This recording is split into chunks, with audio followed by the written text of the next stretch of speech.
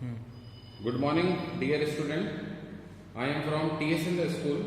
I teach in 9th class, subject science, chapter number 2. Chapter number 2 is matter around us pure. Is matter around us pure. ये जो lesson है आज हम ये start करने वाले हैं इस वीडियो में. डियर स्टूडेंट, सबसे पहले तो हम बात करते हैं इससे पहले वाले लेसन चैप्टर नंबर 1 की. चैप्टर नंबर 1 में हमने स्टडी किया था कि मैटर क्या होता है, मैटर की स्टेट्स क्या क्या होती है और कैसे वो स्टेट्स एक दूसरे में इंटरकन्वर्टेबल है. राइट, ठीक है. और अब इस सेकंड लेसन में हम ये सीखेंगे कि मैटर जो है आपके आसपास जो भी आप मैटर देखते हैं, मटेरियल देखते हैं, वो प्योर है या नहीं है. तो इस बेस पर हमने मैटर को फिर अलग अलग क्लासेस में डिवाइड किया है. राइट, नाउ देन देखिए, is matter around us pure. We know that matter is made up of particles. ये पहले ही चैप्टर में आपको बता दिया गया था कि मैटर जो है वो किससे मेड अप होता है, पार्टिकल से मेड अप होता है, which are arranged in a certain way. और ये जो पार्टिकल्स हैं वो अलग अलग तरीके से अरेंज्ड होते हैं. सॉलिड में पार्टिकल्स क्या होते हैं, क्लोजली पैक्ड. लिक्विड में पार्टिकल्स के बीच में कुछ स्पेस आ जाता है और गैस में पार्टिकल्स के बीच में सबसे ज्यादा स्पेस होता है. ठीक है, तो ये सब कुछ हम लेसन नंबर 1 में स्टडी करके आ चुके हैं. नाउ देन देखिए, मैटर की 3 स्टेट्स है, सॉलिड, लिक्विड और गैस. सॉलिड, लिक्विड और गैस, जिनमें पार्टिकल्स जो है उनका अरेंजमेंट अलग अलग होता है. मैटर को ब्रॉडली हमने 2 कैटेगरी में डिवाइड किया है, प्योर सब्सटेंस और मिक्सचर्स. प्योर सब्सटेंस और mixtures. Pure substance further 2 category में डिवाइड है, elements and compounds. Elements and compound. ठीक है, तो सबसे पहले हम बात कर रहे हैं प्योर सब्सटेंस की. तो नाम से पता चल रहा है प्योर सब्सटेंस, इट मीन जिसमें कोई और दूसरा मिक्सअप ना हो. ठीक है, वो प्योर है, उसकी आइडेंटिटी क्लियर हो, उसे हम प्योर सब्सटेंस बोलेंगे. तो प्योर सब्सटेंस को 2 कैटेगरी में हमने डिवाइड किया, एलिमेंट्स और कंपाउंड. एलिमेंट्स क्या है, देखिए आप जानते हैं एलिमेंट्स को हमने पीरियोडिक टेबल में भी जगह दे रखी है. तो elements can not be broken down. Elements को और ज्यादा तोड़ा नहीं जा सकता, इन्हें और ज्यादा ब्रेक नहीं किया जा सकता. इसके एग्जांपल है एलिमेंट्स के जो हम पीरियोडिक टेबल में देखते हैं, वो सब एलिमेंट्स ही हैं. Copper, oxygen, iron, hydrogen etcetera. Copper, oxygen, iron, hydrogen etcetera, जिन्हें हम और ज्यादा ब्रेक नहीं कर सकते. और एलिमेंट के कॉम्बिनेशन से ही क्या बनते हैं, एलिमेंट की कॉम्बिनेशन से क्या बनते हैं, कंपाउंड. राइट, एलिमेंट के कॉम्बिनेशन से क्या बनते हैं, compound. Compound can be broken down and have fixed composition. Compound can broken down and have fixed composition compound के एग्जांपल देखिए क्या क्या है.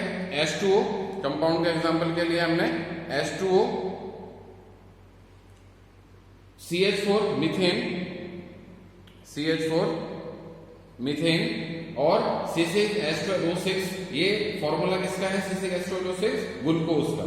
ठीक है, बिल्कुल राइट, ग्लूकोज का फॉर्मूला है. तो आप देख सकते हैं H2O मेडअप है किससे, हाइड्रोजन और ऑक्सीजन एलिमेंट से. 2 टाइप के एलिमेंट हाइड्रोजन और ऑक्सीजन से मेडअप है. CH4 मीथेन मेडअप है कार्बन और हाइड्रोजन से. और ऐसे ही ग्लूकोज मेडअप है कार्बन, हाइड्रोजन और ऑक्सीजन से. 6 कार्बन है, 12 हाइड्रोजन है और 6 ही ऑक्सीजन है, इससे मेडअप है. ये कंपाउंड है. नाउ नेक्स्ट देखिए मिक्सचर्स, जिन्हें हम फर्दर आगे बोलेंगे सॉल्यूशंस में. ठीक है, तो मिक्सचर या सॉल्यूशन बात एक ही है. मिक्सचर का मतलब होता है जब आप एक में कोई दूसरा मिला दें.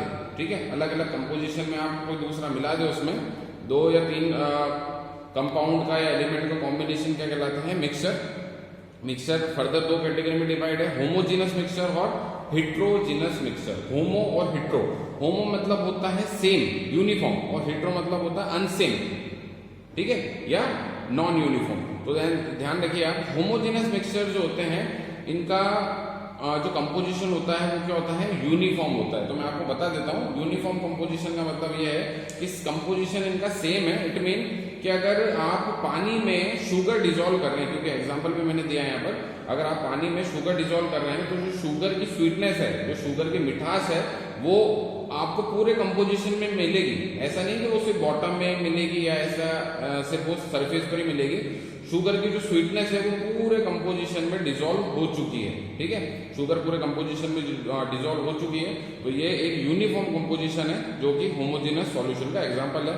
ऐसा ही alcohol in water, alcohol in water भी एक होमोजेनस सॉल्यूशन ही होते हैं। और अलॉयज, दो या दो से ज्यादा मेटल्स के कॉम्बिनेशन से जो अलॉयज बनाई जाती है वो भी होमोजीनस मिक्सचर में ही काउंट होती है, क्योंकि इनका यूनिफॉर्म कंपोजिशन ही होता है, ठीक है, सेम कंपोजिशन होता है पूरे वॉल्यूम में।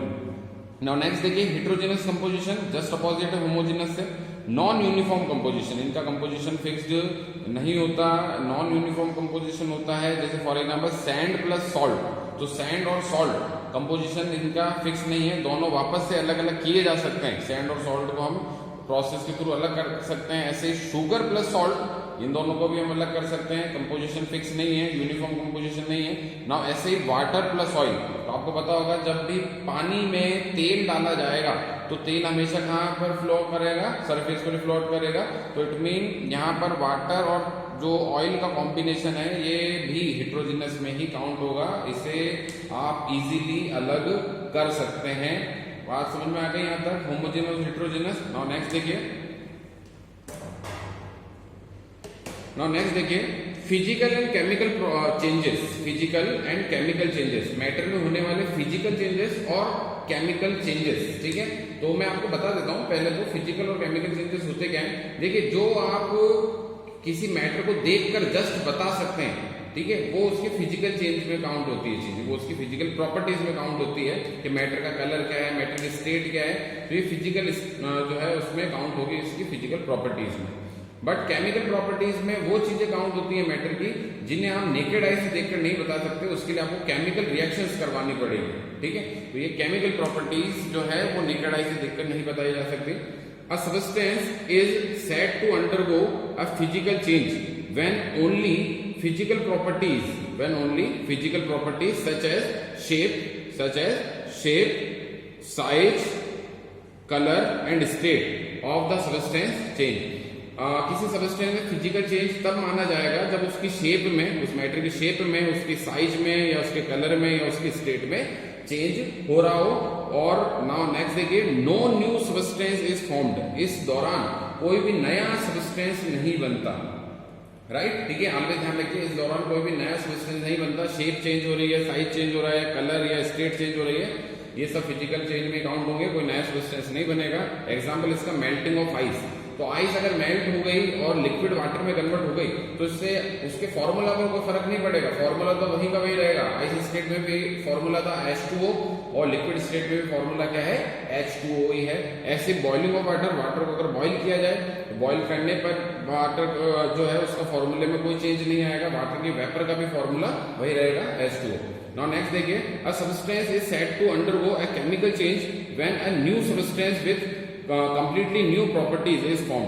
एक सब्सटेंस में केमिकल चेंज तब माना जाएगा जब एक न्यू सब्सटेंस फॉर्म हो रहा हो और जिसकी सारी प्रॉपर्टीज क्या हो, बिल्कुल नई हो।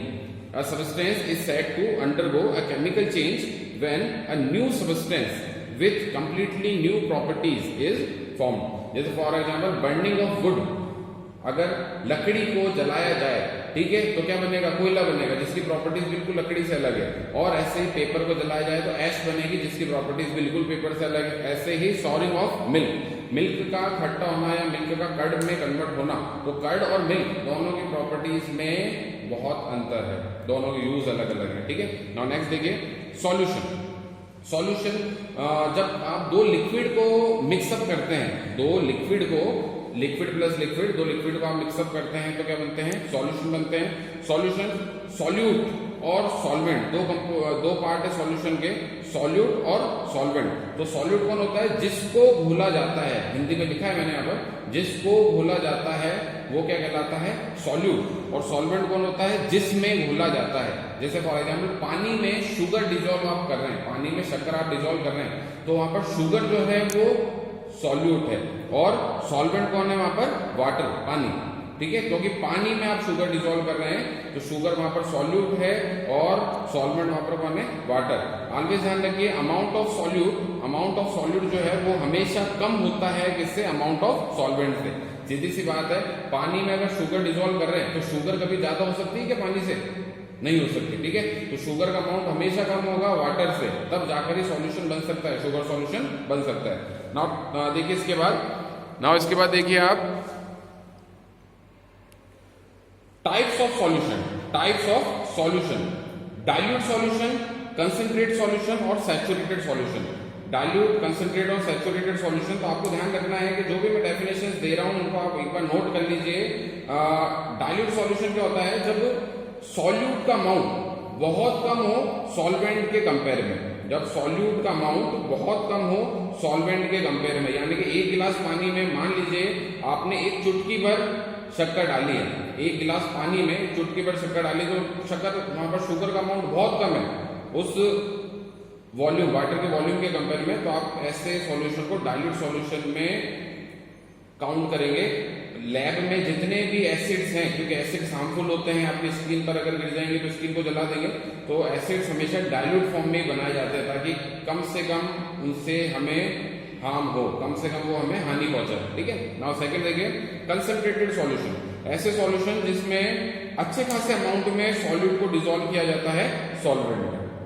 ठीक है। कंसंट्रेटेड सॉल्यूशन के सॉल्यूट में जो सॉल्यूट है उसको उसकी अच्छी खासी अमाउंट जो है वो सॉल्वेंट में डिसॉल्व की जाए। ठीक है। तो इसका एक एग्जांपल है कंसंट्रेटेड सॉल्यूशन का, जैसे शुगर को आप डिसॉल्व कर रहे हैं वाटर में, तो एक स्टेज ऐसी आएगी जब शुगर डिसॉल्व होना बंद हो जाएगी। ठीक है। तो आप उसे वहां पर क्या बोल सकते हैं, कंसंट्रेट सॉल्यूशन बोल सकते हैं। और इसके बाद की जो थर्ड क्लास है सैचुरेटेड, तो देखिए सैचुरेटेड का मतलब क्या होता है कि फॉर एग्जांपल आपको आपकी डाइट है 2 चपाती की, आप 2 रोटी खा सकते हैं, तो आपने 2 रोटी खा ली तो इट मीन आप सैचुरेटेड हो गए। अब आप सैचुरेटेड हो गए, अब आप अगर तीसरी चपाती खाते हैं तो वो ओवर सैचुरेटेड में काउंट होगी। राइट। ठीक है। तो सैचुरेटेड सॉल्यूशंस का मतलब ये है कि सॉल्यूट जितना डिसॉल्व हो सकता था सॉल्वेंट में, सॉल्यूट जितना डिसॉल्व हो सकता था सॉल्वेंट में, आपने उसे उतना कर दिया है। अब इसके बाद और सॉल्यूट डिसॉल्व नहीं होगा, अब इसके बाद और सॉल्यूट डिसॉल्व नहीं होगा क्योंकि सैचुरेशन लिमिट आ चुकी है सॉल्वेंट की। तो इस टाइप के जो सॉल्यूशंस है वो सैचुरेटेड सॉल्यूशंस में काउंट होंगे, सैचुरेटेड सॉल्यूशन में काउंट होंगे। आई होप कि आपको ये वीडियो पसंद आया होगा। Thank you.